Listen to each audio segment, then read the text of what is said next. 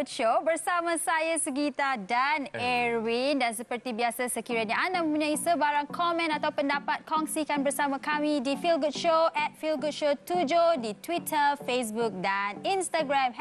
#FeelGoodShow 7. Yes, betul. So, alright, Erwin. So, sekarang ni kita dalam segmen sihat dan steady. Okay, kita semakin tua. Of course, ibu bapa kita orang pun semakin berumur. Yang penting, kesihatan mereka. Betul? Yep, betul. Yes, tapi sebab sebab tak ada. Bila kita budak, when we were born, diorang yang jaga kita. Diorang susah payah membesarkan kita dan waktu mereka perlukan kita, waktu itulah yang kita perlu gantikan. Yes, betul tu, Erwin. Tapi semakin diorang berumur, kadang-kadang tu kita tak pasti bagaimana untuk menjaga mereka supaya dia macam sihat dan steady sepanjang masa, kan? So, apa kata kita jemput seorang pakar, iaitu seorang doktor untuk berkongsi bersama kita mengenai tips-tips menjaga orang tua kita yang semakin berumur ini. Okey? Alright, so kita jemput Dr. Zaireen daripada Columbia Asia Shah Alam Extended Care Unit. Dipersilakan, Doktor. Hello. Good morning. Welcome. To the show. Okey, jemput duduk. Thank you. Alright. Okey, doktor, nak tanyalah. Sekarang ni dekat tempat yang you tengah jaga ni, sibuk tak keadaan kat sana?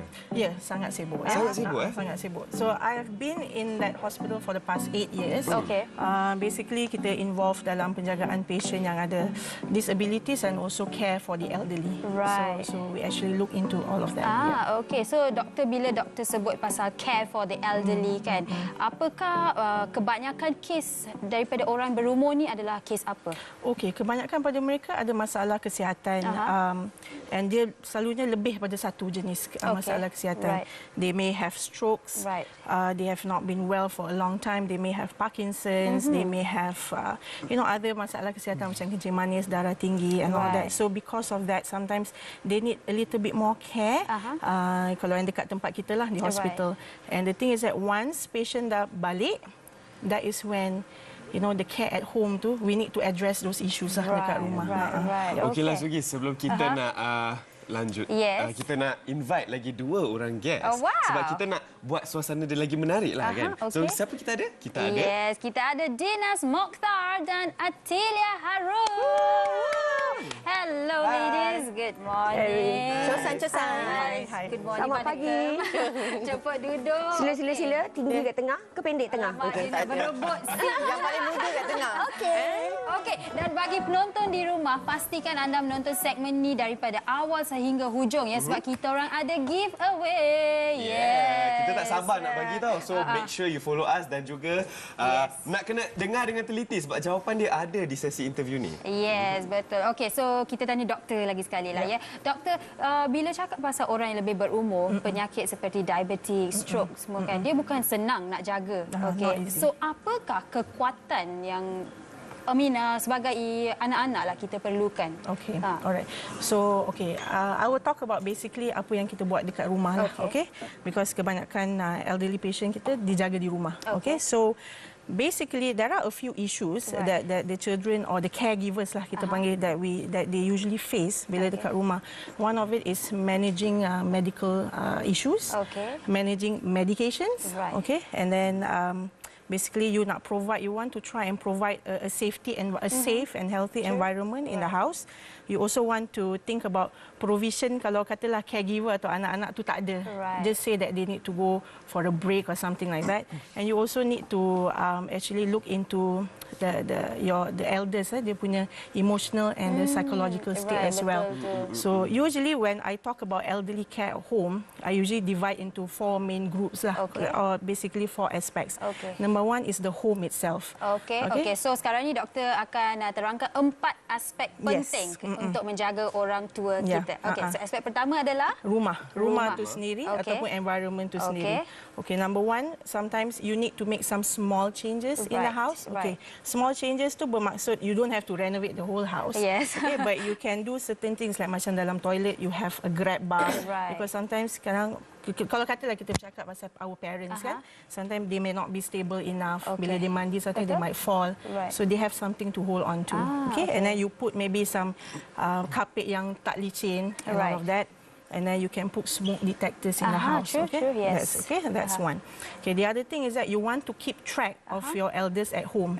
Because sometimes kita bukan 24 jam ada kat rumah. Betul. Okay, we work, we also have our own lives. Right. So sometimes you want to keep track, maybe you can install the CCTV so that you can monitor from your phone. Okay, okay. Okay, number 3 is that you do want to you may think of maybe you not hire someone to actually assist in the care. So this includes maybe domestic help or even private nursing. So to help you, in that sense lah. Okay, so those are from the home aspect. Okay, so when we go to the second aspect, is basically you do want to talk about the punya health and safety. So health when it comes to medication, how do you organize medication? Because sometimes elderly patient we tak faham.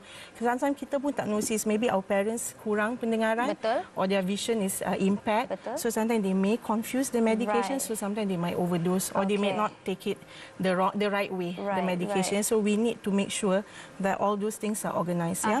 You do want to make sure that your elderly, your parents, they do get some form of exercise, bukan just duduk kat rumah saja. So that is important lah. Number 3 is the financial aspect. This is also important because sometimes elderly patient, if kalau you all ada baca dalam paper, sometimes they get scammed either by phone, credit card and all that. So you need to educate them and you need to be there to monitor these things. So sometimes maybe anak-anak can get involved in checking their credits or bank account because sometimes they don't know, and then the other thing is that you need to be frank with them bila kita bercakap tentang finances lah, because elderly patient, kita punya parents, they are retired, they either live on a fixed income or on a much lower income than before.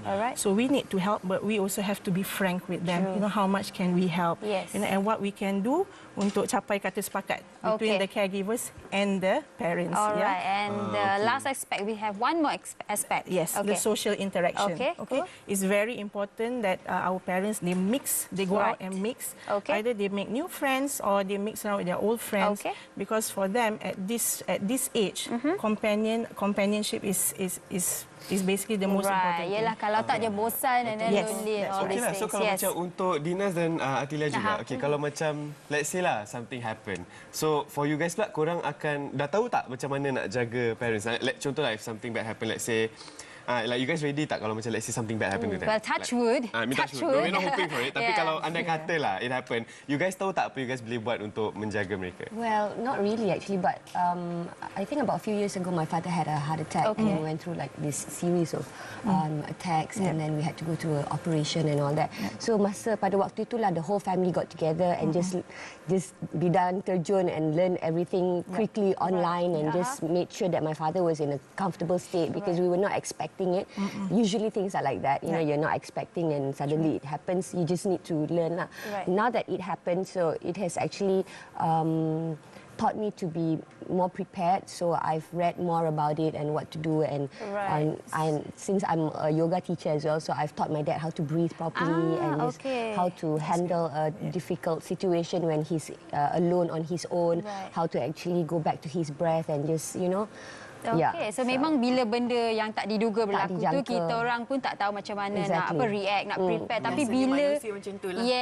So bila hujan baru cari payung. Betul. Tapi bila dah dalam proses tu kita automatically belajar kan. Right. But Dinas personally lah, Dinas rasa orang ramai, what is the awareness lah? Dia sedar tak kesedaran untuk menjaga orang tua ni? What do you think is the awareness level?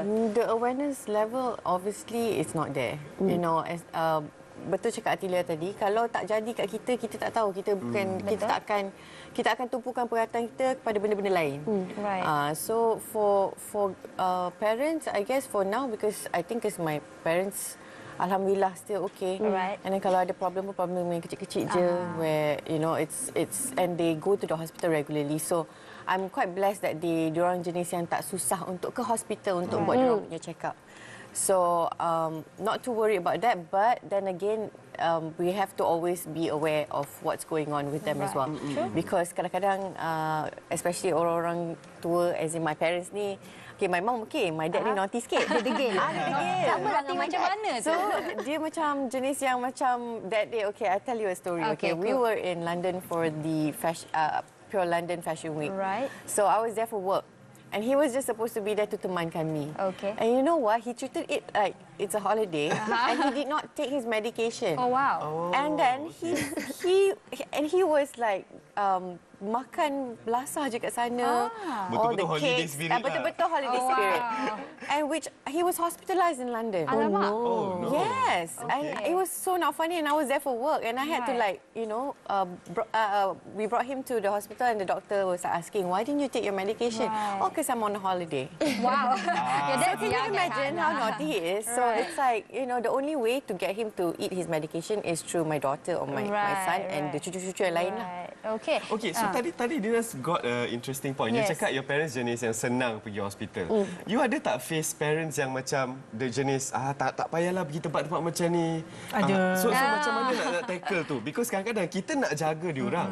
Tapi kalau diorang degil juga tak nak bagi kita jaga diorang secara yang betul tu macam mana tu? Okay, selalunya we try and go through the caregivers. That means the anak-anak. Kita cuba ask them to pujuk. Tapi anak-anak pun akan cakap kita juga, doktor cubalah cakap pujuk. Because orang luar kan, outsider. So sometimes they may listen, they may not listen. Right. So we try and talk to them. Okay. But at the same time, kita try to get other family members to chip in. Yeah, we have to. Because sometimes ada elderly patient, kadang parents memang tak nak pergi hospital. Yelah, sebab kadang-kadang as they get older, diorang pun makin moody kan. Betul. So They're very sensitive. doktor perlukan rotan ke? No, And naughty actually. They're very cheeky. Okay, so macam tadi bila Dinas berkongsi cerita mengenai ayah dia berbalik kepada aspek tadi yang doktor cakap, health wise, medication, mengambil ubat-ubatan tu penting. Tapi kan doktor, Erin dah cakap semakin diorang berumur, semakin diorang menjadi macam budak kecil kan. Macam apa yang menggembirakan orang tua semakin dia tua? Love actually. It's Love. That's Yeah, right. that's a good Attention. one. Surroundings. Kalau dia punya family ada kat situ, dia okey je. Like Atilia memang rapat with your mom lah. I see you guys a lot dekat event kan. So what is the main aspect Atilia cuba? For me, it's communication. Always communicate, always speak to each other. You know, sometimes when you don't call for 2 hari, dia dah call and then macam merajuk, and then and you're like, I'm here, I'm doing work, Pa. What are you saying? So, but you need to actually take time to say hi, hello, how are you doing? Even if you know that he's okay and all that, you just have to. That is, I think, primarily the most important factor for anyone, whether they are sick or not. True. It's love. Communication and love. Okay, dan I have another question lah. Okay, contoh kalau macam let's say, dari segi kesihatan kita ada kesihatan mental, fizikal, emotional. Orang tua ni kadang-kadang diorang suka simpan dalam tau.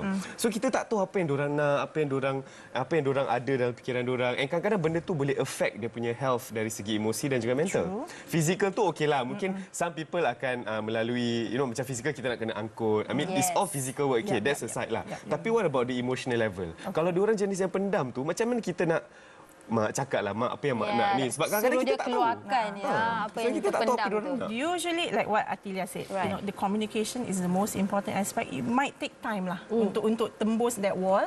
But sometimes some families yang saya tengok lah, they usually have that 1 or 2 person that actually they listen to. So sometimes you can use those people to actually try and reach out the emotional aspect. Memang susah, but sometimes you just need to talk, because some elderly, when they are shut down, dia tak nak cakap, they will just they will just close up.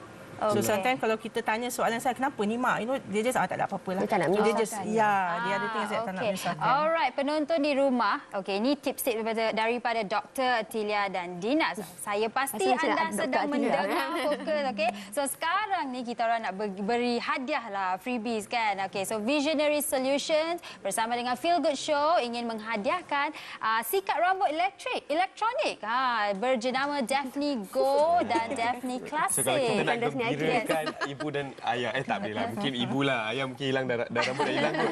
So kalau kita nak gembirakan ibu kita, nak kena call kita dan juga kita jawablah dengan betul. So kita boleh bagi tahu. So soalan dia adalah, apakah kekuatan yang diperlukan untuk menjaga orang tua? Okey, doktor dah berkongsi tadi. So anda pasti tahu jawapan dia. So hubungi kami di 03-5569-2533. Okey. Alright, so tadi kita dah bersembang mengenai komunikasi, love and aspek di rumah, okay? Dan pandangan orang ramai, like kesedaran dalam kalangan orang ramai lah. Tetapi kan doktor, kalau selain daripada orang yang mungkinlah dia tak mampu nak menghantar ibu bapa ke like home care, tempat-tempat penjagaan ni, tapi dia nak jaga di rumah sahaja. Selain daripada aspek yang doktor kongsikan tadi, apakah aspek yang perlu dititik beratkan? Let's say in terms of hospice, like bedding ke, dia punya wheelchair, all this thing. Apa basic lah dia orang perlu ada kat rumah? Okay, surroundings lah. I think that's the question. Actually, it depends on apa yang your parents need. Okay, if your parents are independent, like Dinas's parents, then I think normal environment should be okay. It's just that you need to make sure like macam lighting is okay, the furnitures are not cluttered, because walaupun they are independent, they are still elderly, so sometimes they may lose a step or something like that. Okay, but kalau your parents are, or one of your loved one elderly lah, they are bedridden, or they rely on other people for everything, then you might need proper proper items lah, macam hospital bed, wheelchair, diapers, and all of those things. So it all boils down to apa yang diorang perlukan. It doesn't mean that standardized. Okay, kita ada seorang caller daripada Kedah. Oh wow, hello. Siapa di sana? Hello. Hello, ya. Yes, selamat pagi. Siapa di sana? Saya Nur Syarina Hidayah. Syarifah. Syahila. Okey. Alright, Syahira. So soalannya adalah, apakah kekuatan yang diperlukan untuk menjaga orang tua kita? So jawapannya adalah love and communication. Oh, yes. Spot on. Betul tu, Syahira. Anda telah memenangi sebuah sikat rambut elektronik Daphne Go. Okey, tahniah Syahira. Okey, terima kasih. Syarina, okey, sama-sama. Okey, bila guna sikat tu tag lah ya kami kat Feel Good Show. Okey, dan kita ada lagi hadiah untuk memberi. Betul. Soalan kedua adalah, apakah yang menggembirakan orang tua anda dan bagaimana anda memastikan mereka sentiasa sihat dan steady? Okey. Alright, Irene. Dan kali ini hadiah dia adalah vacuum. Okey, I dengar vacuum ni mahal tau. 2,000 lebih daripada harga dia. Zero. Oh, wow. Alright, so hubungi kami di talian 0355692533. Okay, another thing I nak highlight lah. Okay, kadang-kadang macam I baca about you punya hospital care. Kadang-kadang you provide even for accident, orang yang melalui accident. Okay, so kalau macam let's say lah kita tahulah kadang-kadang bila orang melalui accident, especially bila ada benda ketara yang berlaku, diorang hilang tangan ke, hilang mobility nak bergerak ke, diorang jadi depressed tau. So kadang-kadang that depression tu boleh efek daripada diorang tak nak makan ubat sebab diorang rasa macam my life is over and stuff like that kan. So kalau macam let's say kalau macam Dinas lah, what would you do untuk jaga parents yang semua dia dah start to depress, dia dah tak nak dengar kata orang? I would focus not just on what dia tak boleh buat sendiri, but I would focus more on the inside. Right. Because I know it's not difficult. I know it's not easy to go through what they are going through, especially if you go through accidents yang macam diorang traumatized or they lost someone during the accident, or if whatever that is on our body itu satu masalah juga, but losing someone from the same accident. You saja broken outside tapi inside juga. It's very difficult. You can ask doctor how difficult it is to not heal on the outside, but more on the inside. It will take a longer time. So I would focus more on that and how to. I would learn how to make them feel better lah. That's a very good point. Actually kan doktor, mungkin doktor boleh kongsikan lebih banyak mengenai kepentingan psikologi ni. Kita nak sediakan mereka dari segi psikologi. Mungkin dia tak ada pun melibat kena aksiden lah ke apa kan. Tapi semakin tua, diorang rasa saya dah tua, saya dah tak mampu nak buat banyak benda. So psychologically diorang dah affected kan. So mungkin doktor boleh kongsikan. Selalunya bila say our parents bila they retire from work kan, because they've been working for so long, they've been taking care of us. They feel that bila dah sampai that one age, so they feel like okay, everything is gone, I don't have a life anymore.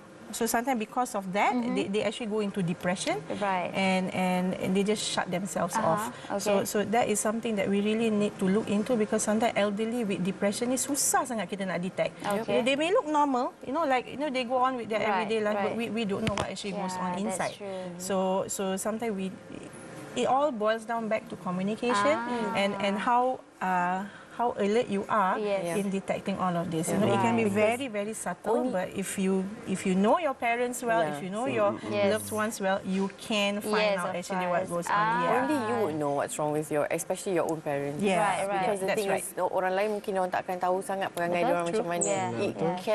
They may look biasa, but only you would know something is going on. Betul.